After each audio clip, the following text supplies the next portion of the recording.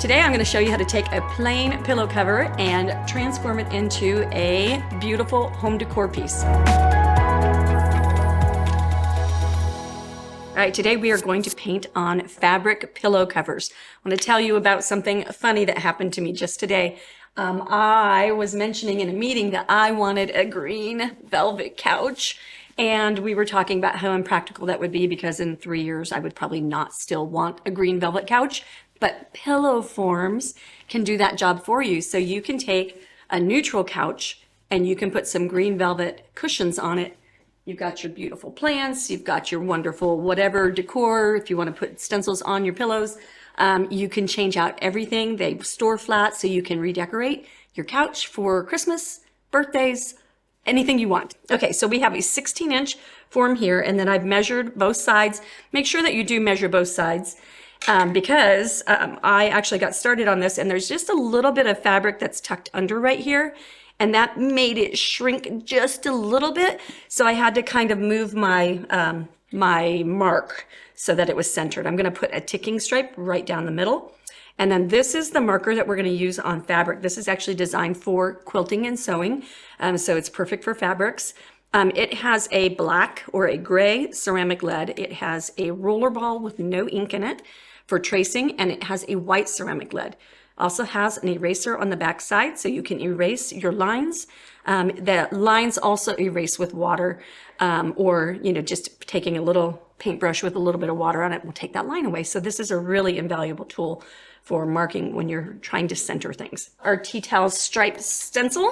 If you go to our website, studior12.com, then you will find over 6,000 titles of stencils. And Neato Neat, this is very unusual in the stencil world. They come in a bunch of different sizes. We make them right here in the United States, and we ship them out super fast, and they're guaranteed as well.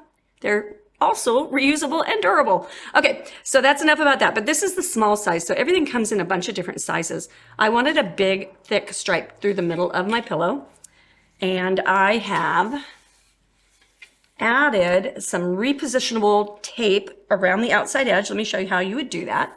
So you just take this little wheelie guy and you just go ahead and dial it. Whoops, hang on to things. Roll it along and it will make little sticky marks all over the place. And that is how you get a stencil that will stay stuck to your fabric. Makes painting fabric much easier.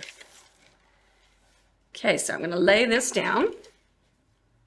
And I'm going to use that T-square to make sure that I am straight.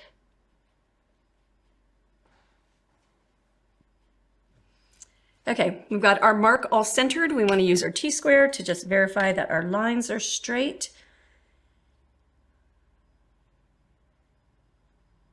Okay, and that looks pretty good. This pillow form has, or this pillow cover has a little bit of a line, tone-on-tone line. And it kind of is a little wonky, but I think once we put our pillow form inside of it, that's going to take care of that part, but we want this line to be nice and straight. So then we gently, if I push on these as I'm putting them down, I can make them bend away and change the shape of the ticking. So I want to press just straight down, give it a little oomph. And then once I've got it kind of sticking, then I'll put extra pressure. One thing I forgot to do is get something that is a barrier inside your pillow. So let's see if we're undone here. And so that's just wax paper. Go that way, long ways. And then that will make it so that your paint doesn't bleed through to the other side. So a good pro tip there. We're going to use a mustard color, and I think I want to cut this mustard with a little bit of a cream just to lighten it just slightly. Now you're going to want to be really careful with your paints. When you open paints and close them, sometimes they can spit. Since you are painting on fabric, that's going to be difficult to remove. If you need to remove paint from your fabric and you make a mistake, then your best bet is to have some water on your table and flood the area where the paint is, and then take it to the sink and wash it out. If you've painted and then you flubbed, then what you can do is you can flood that area, get this area dry, go wash that out, and then come back to your project. So that's how you can fix things. I once had a white dog who chewed a hole into a giant tube of red paint on my cream colored carpet. And the way that I got out of that was I flooded and kept the area flooded and just kept blotting and kept blotting and kept blotting. And eventually all that color came out and the dog did not get in trouble. So anyways, that is a tip that does definitely work. But open your paints away from where you are operating. Okay, so we're going to take a palette knife and just tone that down just slightly. And this cream is really part of, when you think about painting on your fabric and stuff, knowing what your family color is, like this cream is in this family, so it's nice to mix that color in with this. That'll make that gold and this color go together. And then always clean off your palette knife right away. When paint dries on palette knives, they get thicker and thicker, and then they're not as nice to mix paints with. Okay, we are going to grab a dome brush and we are going to paint our stripe. So we always load and then offload onto a paper towel. And because fabric is textured, we're going to not be swirling. If you watch some of our other videos on our YouTube channel, which you'll want to subscribe and ring the bell so you know when we have new stuff coming out. When you watch some of those other videos, we almost always do a swirling technique because it makes it smoother and it's faster, less work. But in the case of textures, you always want to do a stippling technique. Okay, so then we go right straight up and down, trying not to shift our stencil around. Okay, and for added protection, I'm just going to go ahead and hold it as I go. You could also add a little bit of tape if you wanted to. You just don't want anybody sliding around while you're painting.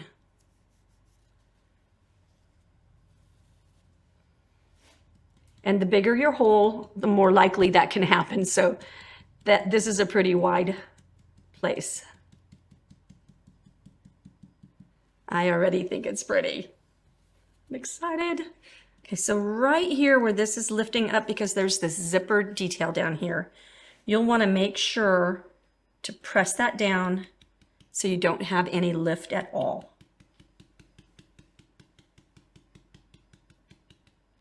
Now I've got that whole first coat done. I'm going to go ahead and hit it with the blow dryer and get it dry. And then we're going to put one more coat on. All right, I've got that dry, and we'll pick up and continue on.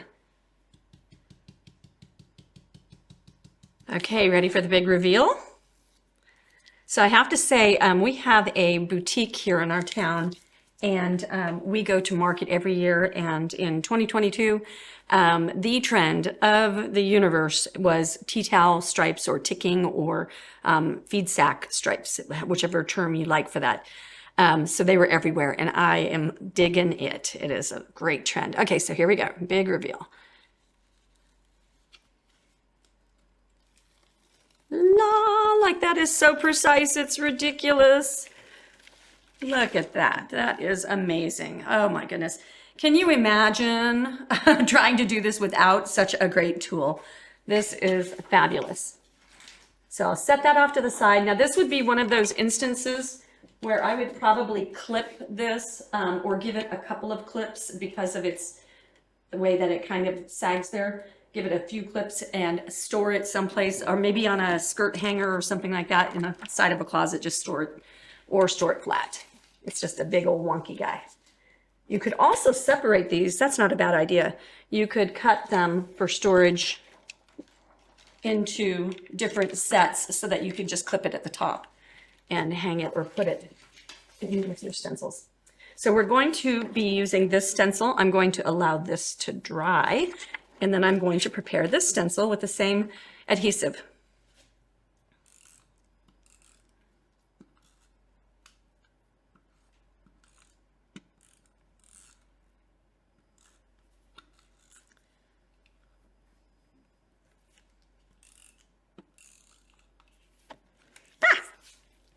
like a giant rubber band. Okay, I think we're going to need an extra sheet of our, and there's no paint on that. This is a very thick pillow cover. And also something to be aware of, I've had people in my painting classes over the years use cardboard underneath their, painted shirt or whatever they're painting on. Any texture that you have underneath your painting is going to lift into your art. So if you have a corrugated texture and you really kind of hit that board with your brush, you could run the risk of having that transfer to your project. And if you have a crease in the cardboard, that really does a lot, does a number. So you want to make sure to not use anything that has texture to it. Okay, so let's get this centered. And thankfully, we've got a lot of centering marks here. So our bee and our bow and the fleur-de-lis on our crown. This is our queen bee stencil. And this is one of our absolute #1 sellers. This has been popular forever and ever. This looks fabulous on painted furniture. It looks great in a girl's room or a baby's room. You can add our word stencils underneath it and make a sign that expresses whatever sentiment you want it to. This is just a very, very diverse stencil. Okay, and I think I'm actually a little bit crooked. So I got it nice and pressed down, but I want it nice and straight. Back on there.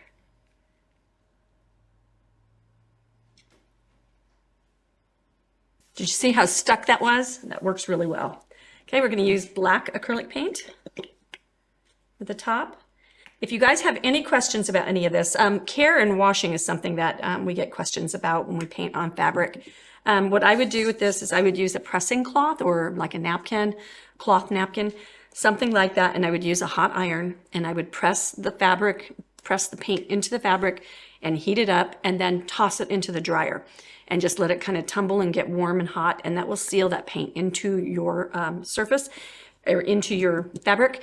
And then you can, if you need to wash it, just do it like on a gentle fabric. And the one thing about our stencils is if you decide to get really, say you wash your pillow covers every week because you've got cats and dogs and allergies or whatever.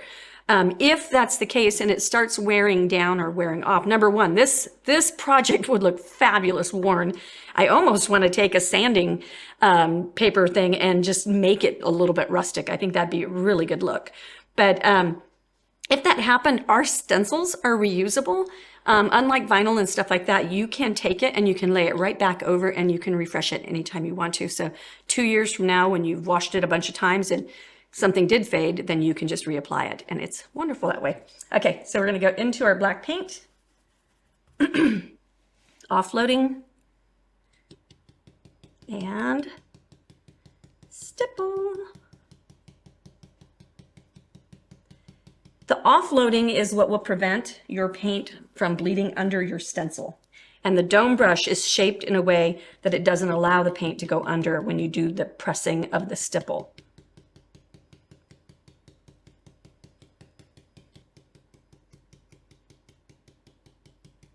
As I'm looking at all of this minutia detail of this bee, hand painting on a stencil or on a pillow would be absolutely horrible to do because the paint doesn't flow off your brush as well when you're hand painting. So getting this detail on a piece of cloth would be really difficult. So stenciling is the way to go.